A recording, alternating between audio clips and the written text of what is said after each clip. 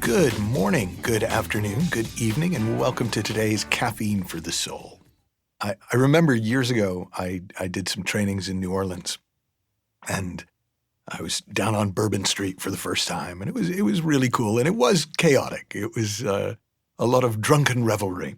And I remember there was this shop, and they were selling T-shirts, and they had a T-shirt that said, "I don't have a drinking problem. I drink, I fall down. No problem."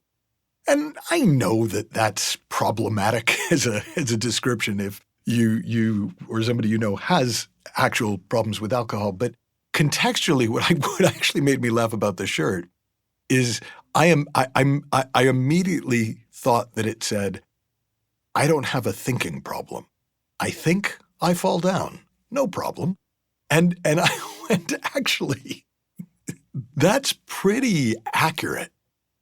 But what's incredibly normal is to turn what is into a problem. And I think it's positively intended. I think, it's a cultural habit to turn things into problems and then try to solve them. But I think it comes from a sense that if I don't make this problematic, nothing will change.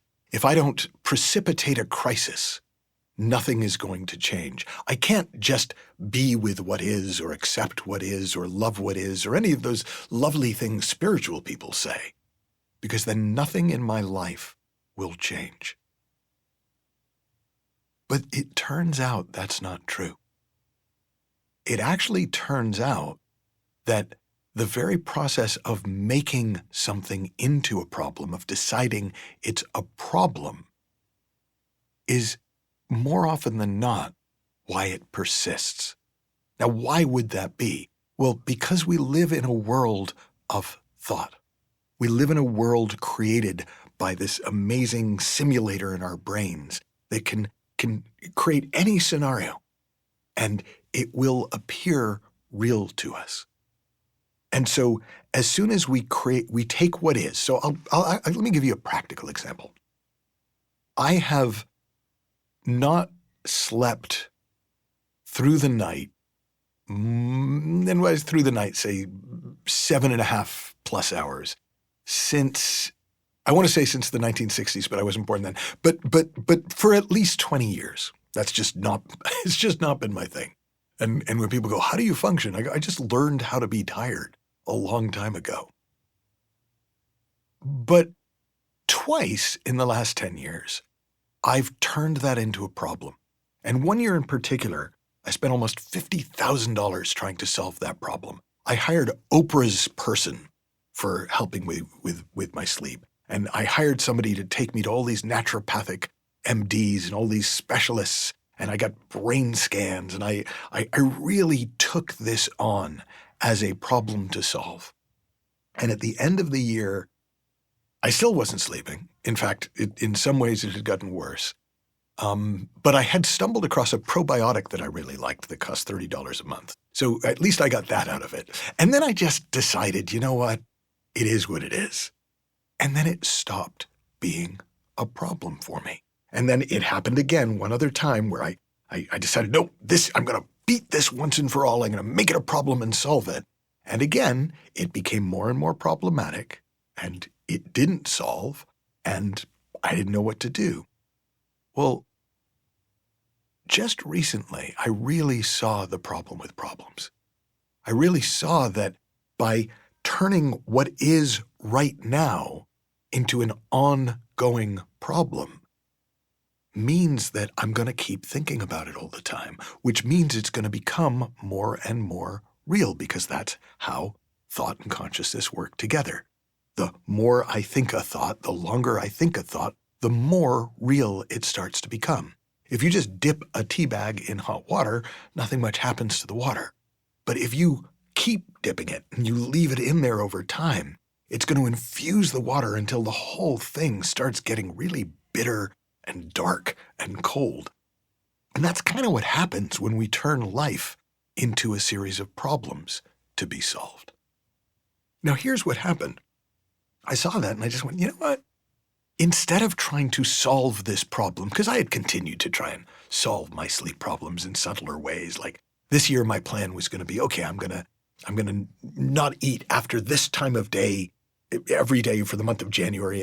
And before I got into it, I caught myself. And I just thought, you know what? No. I'm going to treat this like I treat everything else in my life. And when I go to bed at night, I'm going to check in and go, hey, anything occur to you to do to sleep better? And if it does, I'll do it. And if it doesn't, I won't. And then literally 3 nights ago, 3 nights before I recorded this, I got to the end of the night. I walked the dogs. And I thought, okay, is there anything occurs to me to do? And I had a thought that I haven't had for a very long time, which is, how about nothing? Like, I'm not going to take anything. I'm just not going to. And, if I wake up in the night, I wake up in the night. And I woke up at 6 in the morning and I had slept all the way through. And I have all these monitoring devices, my Apple Watch and my Oura Ring. And they were like, oh, this is the most amazing night of sleep. And you had 4 hours of deep sleep. And I honestly did not know that was possible. Now, here's my larger point, not good for you, you slept.